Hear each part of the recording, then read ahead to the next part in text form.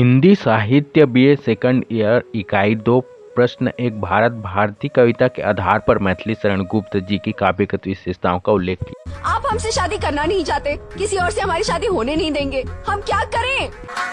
पढ़ाई करो, सिर्फ पढ़ाई। उत्तर भारतीय संस्कृति के तात्विक विशेषताओं को अपने प्रबंध काव्यों के माध्यम से व्याख्यायित करने और अपनी रचनाओं के द्वारा राष्ट्रभक्ति का आह्वान करने के कारण मैथिली शरण गुप्त राष्ट्र कवि के रूप में जाने माने गए हैं। राष्ट्रीयता एवं सांस्कृतिकता के नवोन्मेष के कारण उनकी काव्य साधना अत्यंत प्रभावशाली है। इन्होंने आधुनिक समय के अनेक कवियों को अपनी कविता के भावों एवं भाषा शिल्प आदि से प्रभावित किया है। इस कारण इन्हें सांस्कृतिक नवजागरण का प्रतिनिधि कवि कहा जाता है। जीवन परिचय। मैथिली शरण गुप्त का जन्म 1886 ईस्वी में चिरगांव जिला झांसी उत्तर प्रदेश के एक वैश्य परिवार में हुआ। इनके पिता से रामचरण भगवान राम के परम भक्त थे और कनकलता उपमान से काव्य रचना किया करते थे। कहा जा सकता है कि कविता एवं वैष्णव भक्ति भावना गुप्त जी को विरासत में मिली थी। गुप्त जी के भाई सियाराम शरण गुप्त जी भी हिंदी के अच्छे कवि थे। ये बड़ी अच्छी बात कही आप। मैथिली शरण गुप्त बचपन से ही काव्य रचना किया करते थे। इनकी प्रारंभिक कविताएं कलकत्ता से प्रकाशित होने वाली वैश्योपकारक पत्रिका में प्रकाशित हुई। बाद में जब इनका परिचय महावीर प्रसाद द्विवेदी से हुआ तो इनकी रचनाएं सरस्वती में प्रकाशित होने लगी। गुप्त जी की काव्य प्रतिभा के विकास क्रम में महावीर प्रसाद द्विवेदी का विशेष योगदान रहा है। स्वयं गुप्त जी ने भी उसे स्वीकार किया है। करते तुलसीदास भी कैसे मानसनाथ, महावीर का यदि उन्हें मिलता नहीं प्रसाद। गुप्त जी की प्रथम काव्य रचना थी रंग में भंग, परंतु भारत भारती के प्रकाशन ने इनकी ख्याति को चार चांद लगा दिए। इस रचना में हिंदुओं के अतीत गौरव एवं वर्तमान की हीनता का वर्णन कर कवि ने जनमानस में देश प्रेम की भावना का जो संचार किया, उससे हिंदी जगत बहुत प्रभावित हुआ। प्रेम, भक्ति और राष्ट्रीयता इनकी कविता के प्रमुख स्वर रहे हैं। इनकी राष्ट्रीय भावना एवं उसकी सफल अभिव्यक्ति के कारण भारत के राष्ट्रपति ने इन्हें राज्यसभा का सदस्य मनोनीत किया। गुप्त जी राष्ट्रीय कवि के रूप में विख्यात हैं। इनकी मृत्यु सन 1964 ईस्वी में झांसी में हुई।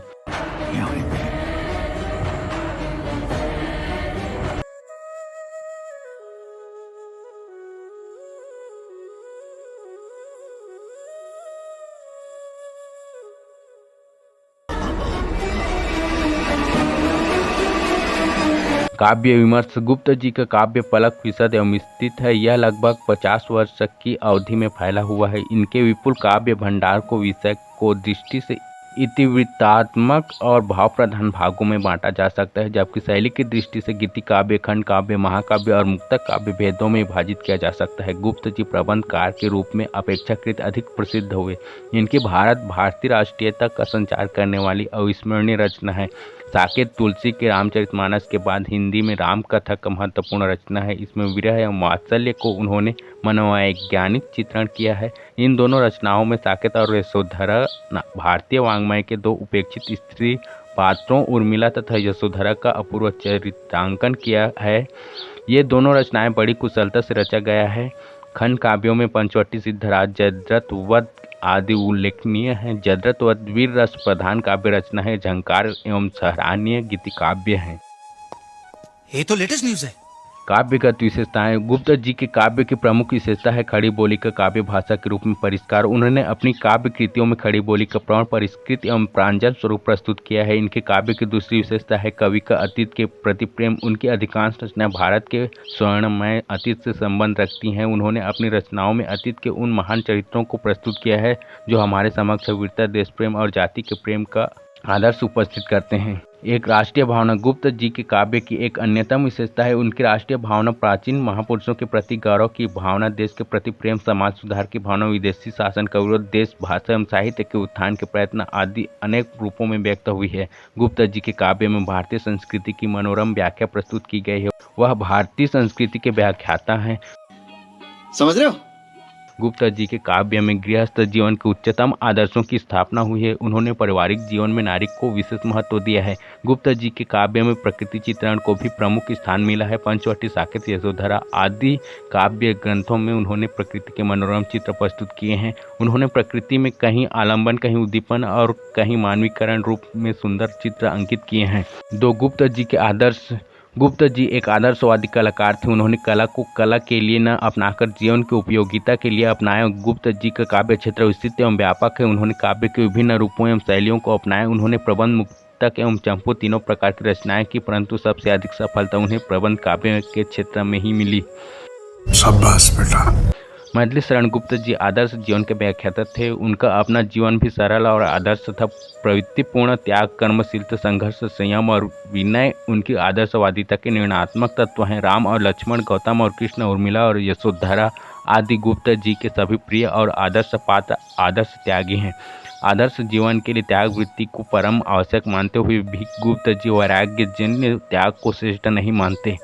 निष्काम कर्म भी त्याग की प्रवृत्ति का ही एक पहलू है। गुप्ता जी निष्काम कर्म के दर्शन में गहरी आस्था रखते हैं।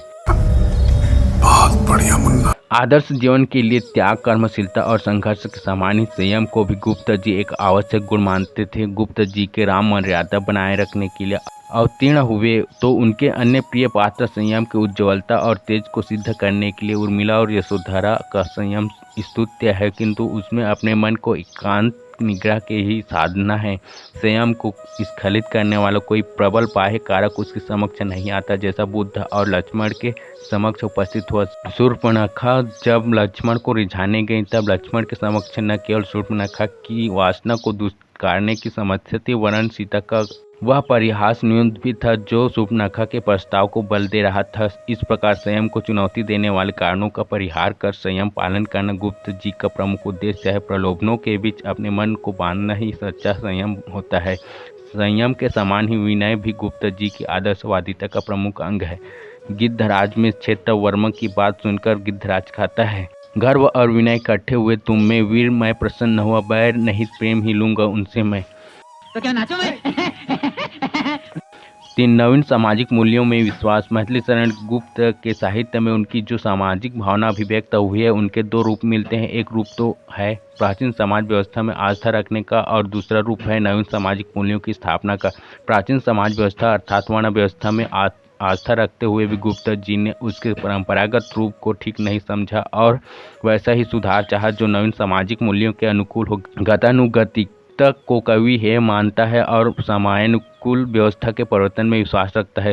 सबको समान सामाजिक सुविधाएं प्राप्त हो और सभी मिलजुल कर इस प्रकार रहें जैसे एक परिवार के लोग रहते हैं। ऐसे आदर्श समाज की कल्पना गुप्ता जी के साहित्य में सर्वत्र प्रतिष्ठित है। समाजवादी युग में व्यक्तिवादी युग के विपरीत समाज की सत्ता सर्वोपरि मानी जाती है और व्यक्ति का हित समाज के हित के प्रकाश में ही देखा जाता है। जिस प्रकार सामाजिक अधिकारों की समानता समाजवादी युग की देन है, उसी प्रकार समाज पर मर मिटने की भावना भी समाजवादी युग की देन है। गुप्ता जी की मान्यता है के अनुसार समष्टि के लिए व्यष्टि को उत्सर्ग कर देना चाहिए। जो सबका हित है वही अपना भी हित है और सबके हित में त्याग अथवा बलिदान करना सबसे बड़ा कर्तव्य है। जहाँ कुछ भी समाज का हित हो वहीं मेरा तन अर्पित हो। इतने तेजस्वी लोग हैं हमारे पास। 4, परंपराओं का नवीनीकरण। गुप्ता जी की काव्य कला की दूसरी विशेषता परंपराओं के नवीनीकरण में निहित है। उनके पात्र पौराणिक और ऐतिहासिक अवश्य हैं, किंतु काव्य में उनका अवतरण सामान्य व्यक्ति के रूप में हुआ है। साकेत और यशोधरा दोनों का कथानक, पात्र और उद्देश्य की दृष्टि से इस प्रवृत्ति के लिए उदाहरण स्वरूप लिए जा सकते हैं। वस्तुतः गुप्ता जी ने परंपरा के प्रति प्रेम प्रदर्शित करते हुए भी नवीनता को ग्रहण करने का संदेश दिया है। इसी संदेश में उनकी युगीन दृष्टि अभिव्यक्ति हुई है। बलराम शीर्षक कविता में उन्होंने स्पष्ट किया है कि उद्योगी पुरुष परंपराओं के सहारे अथवा प्राचीन बंधनों के सहारे जीवन नहीं रह सकता है। इसी भाव से प्रेरित होकर उन्होंने लिखा है कि जीर्ण वस्तुओं की ममता से घर ही घूड़ा होगा, आहा आज का कुसुम हार भी कल का कूड़ा होगा। एक समय जो गाय दूसरे समय त्याज्य होता है, उसमें में हिम के कंबल का भार कौन ढोता है। कितने शानदार विचार रखते हैं जी। इतना ही नहीं, मैथिली शरण गुप्त ने वर्तमान युग के आयोजन को भविष्य निर्माण का साधन माना है और उसके लिए अतीत से प्रेरणाएं प्राप्त करते हुए युग धर्म को पहचानने की बात कही है। उन्होंने लिखा है, वर्तमान यह आयोजन है, भावी जीवन का कुछ अतीत संकेत मिले तो अधिक लाभ वह जन का। अपने युग को हीन समझना आत्महीनता होगी, सजग रहो, इससे दुर्बलता और दीनता होगी। 5, मानवतावाद।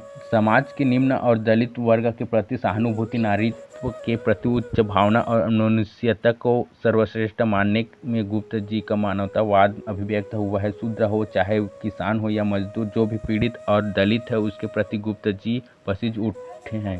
मनुष्य में ऊंच नीच के भेद को वे नहीं मानते थे। ऊंच नीच की भावना समाज को विशृंखलित करने वाली होती है। अनग में जिस प्रकार अछूतों के प्रति गुप्त जी सहानुभूतिपूर्ण है, उसी प्रकार जय भारत में पुत्र कर्ण के प्रति। कृपाचार्य अर्जुन से लड़ने के लिए आए हुए कर्ण की जाति और वर्ण पूछते हैं। कौन है ये लोग? कृपाचार्य को उत्तर देते हुए कर्ण ने जाति पाति और वर्ण भेद से मनुष्यता को ऊंचा कहा है। कर्ण के माध्यम से मानो गुप्त जी आधुनिक कृपाचार्यों को यह शिक्षा देते हैं कि मनुष्य जाति वर्ण के भेदों से ऊंची है। जाति व्यवस्था और वर्ण व्यवस्था मनुष्य के सामूहिक जीवन को सरल सुखमय बनाने के उद्देश्य को लेकर प्रारंभ हुई थी। जो व्यवस्था सरलता के स्थान पर कठिनता और सुख सुविधा के स्थान पर दुख बाधा उपस्थित करे, उसके अविलंब बदल दिया जाता है। जाति और वर्ण व्यवस्था का रूप भी अब दुखद हो गया है। ऐसी व्यवस्था को हमें अविलंब बदल देना चाहिए। कम से कम हम मनुष्य तो ऐसी व्यवस्था पर बली होने से बचाएं। मनुष्य सभी व्यवस्थाओं से ऊंचा है, उसका हित साधन सबसे महत्वपूर्ण और आवश्यक वस्तु है। गुप्त जी इसी मानवतावादी विचारधारा के अनुयायी थे। भाई मजा आया।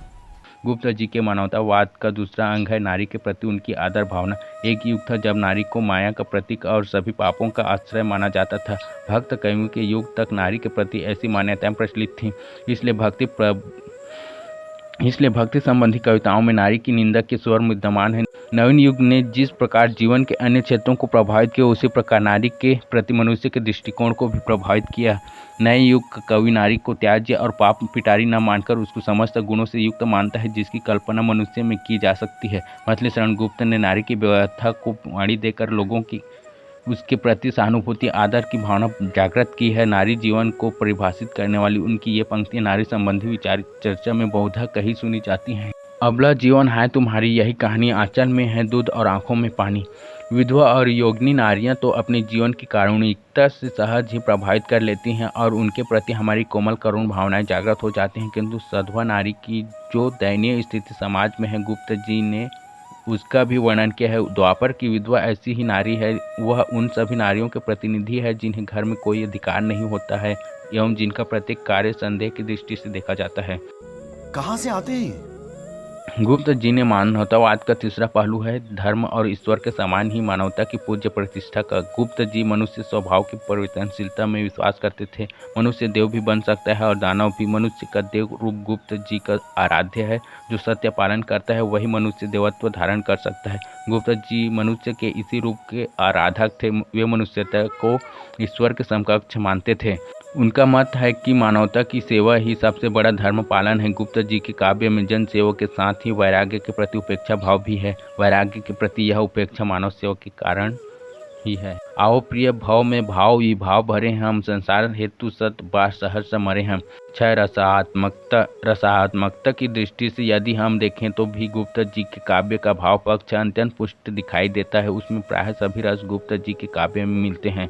क्या बात है सर, क्या बात है सर। कलागत विशेषताएं गुप्त जी के काव्य का कला पक्ष भी भाव पक्ष की भांति सशक्त है। उनकी भाषा व अलंकार योजना ही नहीं, छंद योजना भी विविधता लिए हुए हैं। उनकी कलागत विशेषताएं निम्नवत हैं। एक भाषा शैली गुप्त जी की प्रारंभिक कृतियों की भाषा ब्रज और खड़ी बोली का मिश्रित रूप है। हाँ, उनकी बाद की रचनाओं में खड़ी बोली का शुद्ध रूप मिलता है। डॉक्टर नगेंद्र ने गुप्त जी के काव्य की भाषा के विषय में लिखा है कि कवि को खड़ी बोली की प्रकृति का पूर्ण ज्ञान है। दूसरे वे द्विवेदी जी के चरणों में बैठकर व्याकरण सम्मत भाषा के प्रयोक्ता बने थे। अतः गुप्त जी की भाषा सर्वत्र भावों का अनुसरण करती है। उस पर कहीं कहीं छायावादी शैली का प्रभाव भी दिखाई देता है। उनका शब्द विधान तत्सम तद्भव व्यवहारिक व सरल शब्दावली के योग से बना है। यही कारण है कि उनकी भाषा सरल सहज आत्मीय और प्रभावपूर्ण बन गई है। उदाहरणार्थ उनकी ये पंक्तियां द्रष्टव्य हैं। जिस युग में हम जिए वही तो अपने लिए बड़ा है। हमारे आगे कितना कर्म क्षेत्र पड़ा है। नए नए अध्याय खुले हैं, नए पाठ हैं कितने, कैसे काट छांट कर कौशल और ठाठ हैं कितने। क्यों हिला डाला ना। दो अलंकार विधान अलंकारों की दृष्टि से देखें तो गुप्त जी के काव्य में प्रायः भावों के अनुसार ही अलंकारों का प्रयोग हुआ है। गुप्त जी ने अलंकारों से कविता को बोझिल कहीं नहीं बनाया है। उनके प्रिय अलंकारों में उपमा रूपक उत्प्रेक्षा वक्रोक्ति श्लेष पुनरुक्ति दृष्टांत और संदेह अलंकारों को लिया जा सकता है। कुछ उदाहरण देखिए। एक उपमा सजल रूपिणी पुरवैया सी खिड़की से आती है और सील सी लोकालय में रूढ़ी बैठी जाती है। दो उत्प्रेक्षा क्या जाने क्या देख यहाँ पर यह औत्सुक्य उमड़ता, मानो अभी किसी झुरमुट से वह है निकला पड़ता। तीन संदेह श्याम समाया कालिंदी में, यह उसमें कालिंदी। चार दृष्टांत, एक समय जो ग्राह्य है दूसरे समय त्याज्य होता है, उष्मा में हिम के कंबल का भार कौन ढोता है। यही नहीं, अभी और सुनिए। निष्कर्ष कहने का तात्पर्य यह है कि गुप्त जी के काव्य की भाषा में जहाँ सरलता, सुबोधता और सहज स्वाभाविक अलंकृति है, वहीं उसमें मुहावरेदारी भी मिलती है। प्रसंग, परिस्थिति, भाव व मनोदशा के अनुसार भाषा का प्रयोग करना गुप्त जी की कला की विशेषता है। उनकी बलराम कविता में भाषा का जो सरल स्वरूप मिलता है वह मुहावरे से भी सजग हुआ है। उन्होंने घर ही कूड़ा होगा, हाथ सिकोड़ना, काल गति को पहचानना और डूब मरना जैसे मुहावरों के प्रयोग से अपनी भाषा को उसी प्रकार सहज बनाए रखा है जिस प्रकार अलंकारों के सहज स्वाभाविक प्रयोग से उनके भाव सरल और प्रेषणीय बने रहे।